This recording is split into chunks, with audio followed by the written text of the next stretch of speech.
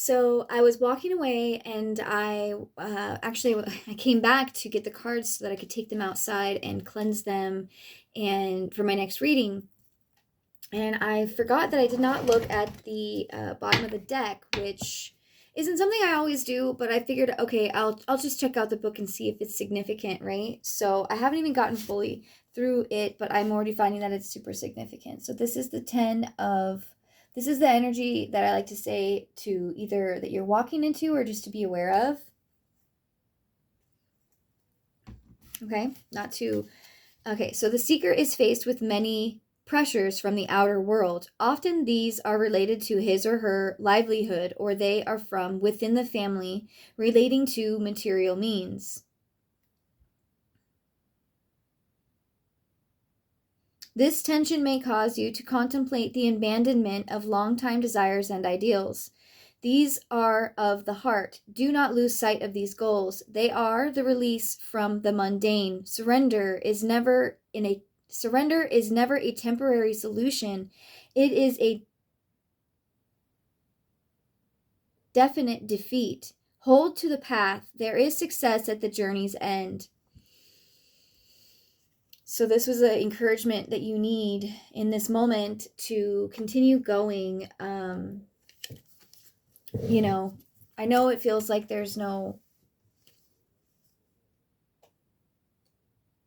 here, but you have, look, there again, you have your unicorns, you have the mycelium network of nature, you have these ferns, these tall ferns, and you have the insects and the butterflies, you know what I mean? And you are the star in the night. So in their many years, the trees have grown to tall in this grove. The unicorn in legend through these same years grew. Of his quest the bards will tell. A star appears, an altarpiece in a natural chapel. The unicorn's destination is near. It waits within the castle walls, rising on the escarpment above.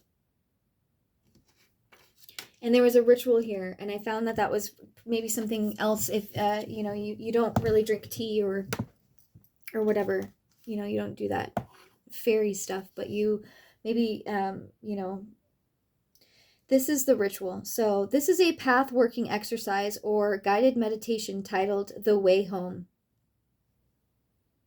It is helpful to have a partner read it to you. So maybe just take a moment. I will take a moment and get situated so that I don't make too much noise.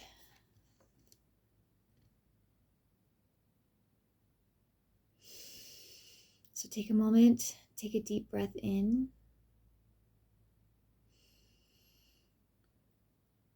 Holding it for a few seconds and releasing.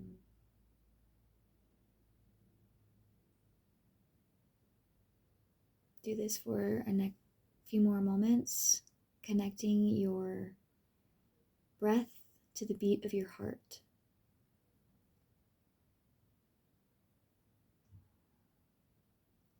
You are traveling through an enchanted forest. The undergrowth is thick and flowered with every color blossom. You have wandered for hours through the bracken and the briar. Twilight lengthens into shadow. You have begun to doubt your way. The moss is soft beneath the fern. Your steps are silent as darkness begins to close around you. The first pale moonlight finds the toadstools growing round the fairy's ring. A few notes tickle your ear in passing. Panpipe or the bird cry of good night. The luminous light has begun to wind its lunar way through the dense canopy above, painting blue shades, dancing up the shelves of fungus, climbing the smooth bark of the trees, like so many steps, red and russet against the white birch. The cool bark of the trees beneath you, your touch, recalls the stone, cold granite walls of the castle you once knew as home.